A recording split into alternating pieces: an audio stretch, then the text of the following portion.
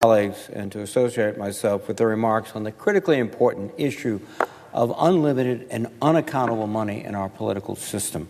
I'd like to thank my colleague from Rhode Island, Senator Sheldon Whitehouse, for organizing this speaking series and for being a national leader on the issue of campaign finance reform.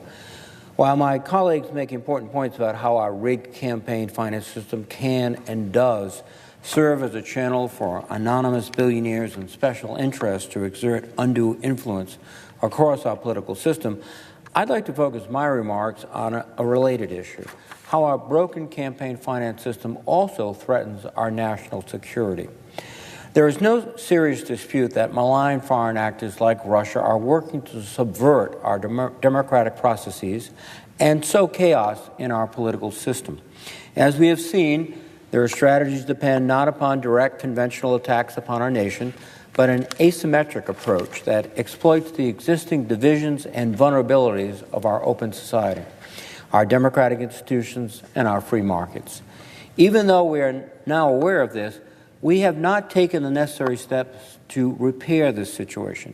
Indeed, our nation retains a campaign finance system that empowers anonymous donors to funnel unlimited amounts of money to influence public policy at every level of government and to hide their actions behind corporations. This misguided system, which fell into place in the wake of the Supreme Court's Citizens United decision in 2010, allegedly has been exploited by foreign adversaries to advance their agendas on our soil. How does this threat work? Prior to Citizens United, an incorporated entity did not have the same right as a flesh and blood human being to make contributions and expenditures in elections. This distinction makes sense. Corporations typically are permanent legal entities. They can amass outside sums of wealth, and critically, they can shield the human beings behind them from scrutiny and liability. It is easier for those who wish to circumvent the laws protecting our democratic system to do so from behind a corporate mask. Thus, when the Supreme Court gave corporations the right to make unlimited independent expenditures in elections, it also opened the door for those who wish to hide their election spending to cover their tracks with shell companies and other entities that only exist on paper. Our nation historically has sought to safeguard our system of government from foreign influence. The Constitution requires the President to be a natural-born citizen. Early lobbying disclosure reforms were crafted with the threat of foreign propaganda in mind, and it remains a federal crime for a foreign national, directly or indirectly, to spend money to influence our elections. But how can we know that authorities have the tools they need to enforce the law consistently when the law permits donors to funnel unlimited sums into elections and cover their tracks with shell corporations? There are serious allegations that foreign actors have taken advantage of this vulnerability in our system. CNN reported in early April that Special Counsel Mueller is investigating whether Russian oligarchs used donations to think tanks, political action committees, and straw donors to cover their illegal campaign spending in the 2016 cycle. One figure who is suspected of this type of malign influence peddling is Alexander Torshin. Torshin is the deputy governor of the Central Bank of Russia, a close Putin ally, and was recently sanctioned by the Trump administration along with other oligarchs and high-ranking Russian government officials. Multiple press reports stemming from documents turned over to congressional investigations by Trump family and campaign associates detail how Torshin allegedly cultivated people associated with the NRA to influence the 2016 election. His ultimate goal, allegedly, was to arrange a meeting during the campaign between then-candidate Trump and Putin. Press reports indicate that the FBI is currently investigating whether Torshin illegally funneled money to the NRA to assist the Trump campaign in particular. Indeed, if Russia did use the NRA to circumvent public scrutiny of its electoral meddling, it would have been following the same pattern as the Koch network. As Robert McGuire from the Center for Responsive Politics stated, "We've seen some of the groups in the Koch network give large 6- and 7-figure grants to the NRA, knowing that the NRA is going to spend the money on ads in an election. the Russians could easily have funneled money into the NRA coffers using a similar pathway. A legal, ostensibly apolitical donation to the NRA by Russia could have freed up other unrestricted funds to spend on politics.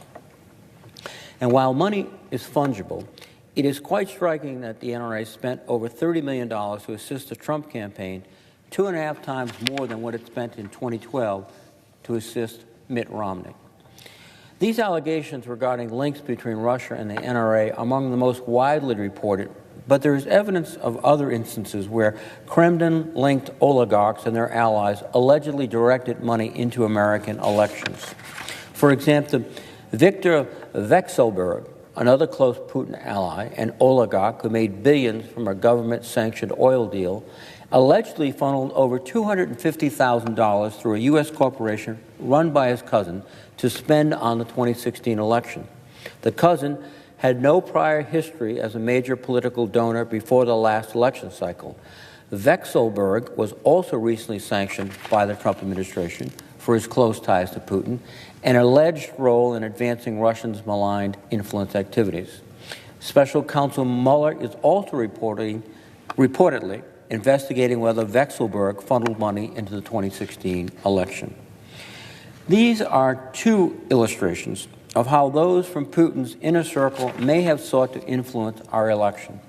Some of these methods may appear legal because the source of the money on paper was a person who is legally allowed to make expenditures on American elections.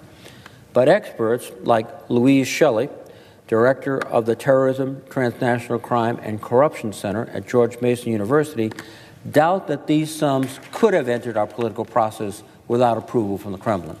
As she puts it, if you have investments in Russia, then you cannot be sure that they are secure if you go against the Kremlin's will.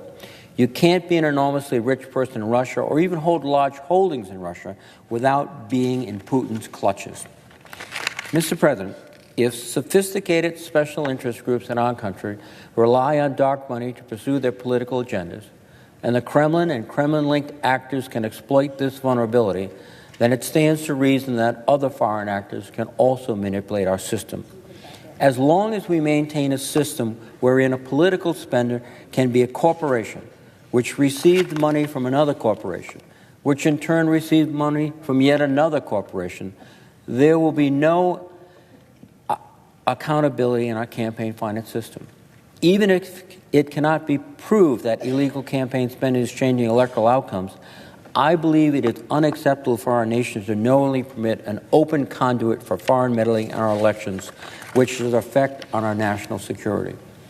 Our system of government depends on public faith that election results reflect the will of the American people.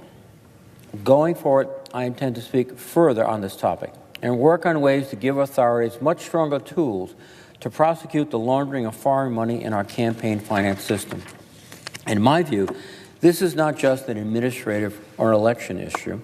This is a national security and an international criminal issue, and as such, there should be investigations and prosecutions on that scale. I invite my colleagues to work with me on this important issue and thank my colleagues again for highlighting the need to take unaccountable money out of our politics. And with that, Mr. President, I would yield the floor and I would note the absence of a quorum. The clerk will call the roll. Mr. Alexander.